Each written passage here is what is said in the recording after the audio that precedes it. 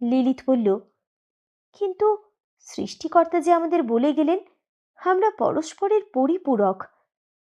আদম বলল, অবশ্যই, ক্ষুদ্র ও বৃহতেও তো পরিপূরক হয়, দুর্বল এবং সবলে।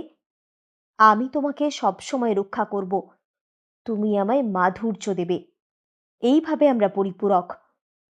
লিলিথ বলল, একেবারে সমানে সমানে পরিপূরক কি আমরা হতে পারি না? আদম কিছু না বলে শুধু হাসল। লিলিথ আবার বলল, এক একদিন আমি আগে অবগাহনে নেমে তোমাকে ডাকি, আবার কোনোদিন তুমি আগে ঝাঁপ দাও, এও তো সেরকম।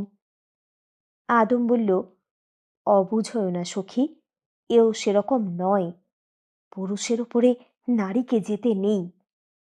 এসো, আমি উত্তপ্ত হয়েছি। কেন যেন লিলিথের মনটা বিষাদাচ্ছন্ন হয়ে গেল। সে আদমের বক্ষে থেকেও তাপ বোধ করল না। সে উঠে গিয়ে নদীতে নামল, একা দাঁড়িয়ে রইল কোটিতট নিমগ্ন জলে। পরদিন আদম আবার তাকে আহ্বান জানালো। আজও লিলিথের সেই একই শর্ত, সে ওপরে থাকবে। আদম তাকে অনেক বোঝাবার চেষ্টা করল, কিন্তু এই কোমলাঙ্গী তরুণীটি যে এমন কঠিন প্রতিজ্ঞ হতে পারে তা কল্পনাই করা যায়নি। লিলিথ বলল, আমরা সারা দিন সব কিছু একসঙ্গে করি, তবু কেন আমরা দুজনে সমান হতে পারবো না তা বুঝিয়ে দাও।